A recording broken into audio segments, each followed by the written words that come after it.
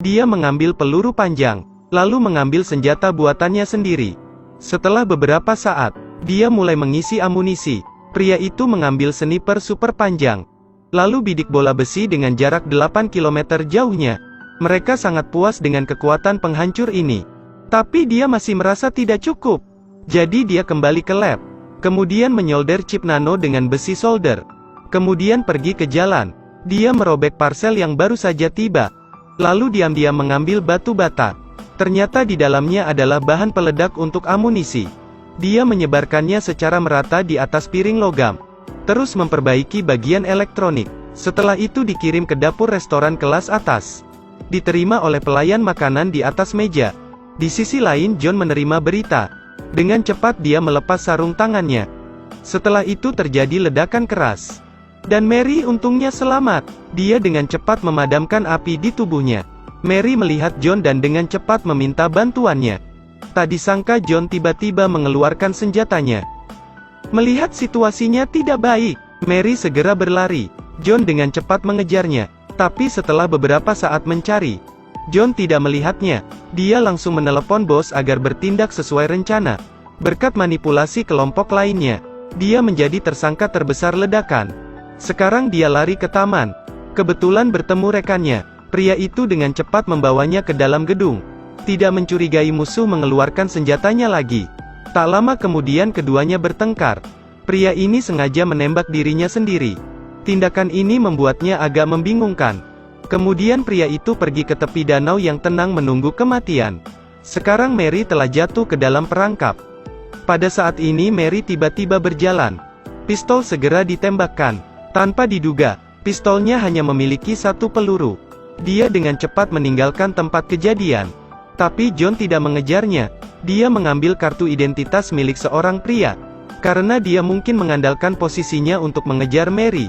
Dia segera menemukannya di stasiun kereta bawah tanah. Segera cabut perangkat untuk mengganggu sinyal. Beritahu penjaga ada orang yang membawa bom. Setelah mengevakuasi semua orang, dia mengejar Mary melewati pencari lokasi. Di sisi lain Mary berlari ke ruang bawah tanah. Tiba-tiba sebuah granat jatuh di depannya. Dan terjadilah ledakan dahsyat. Tapi dia tetap menembaknya. Cepat ikuti dia. Dia hampir menembak kembali. Segera mengambil pisau dan mengayunkan ke tubuhnya. Lalu kabur dengan panik dan marah. Keluar dengan cepat dan hubungi sahabatnya. Berharap untuk membuka ruang bawah tanah itu untuknya. Sahabatku tidak repot-repot mematikan sistem pengawasan. Theo menembus rintangan yang tak terhitung jumlahnya. Dia dengan cepat mengambil data rahasia. Dia segera mendeteksi. Mereka membuat visa palsu untuk pergi ke New York. Mereka akan melakukan aksi teroris. Tapi anggap dirimu sebagai buronan. Mary langsung menuju ruang kontrol. Buat identitas palsu untuk diri sendiri. Lalu gunakan api pemadam untuk menghancurkan barang bukti. Tapi saat itu karyawan keamanan datang. Tapi berkat susunan tampil, Mary berhasil pergi dari sini.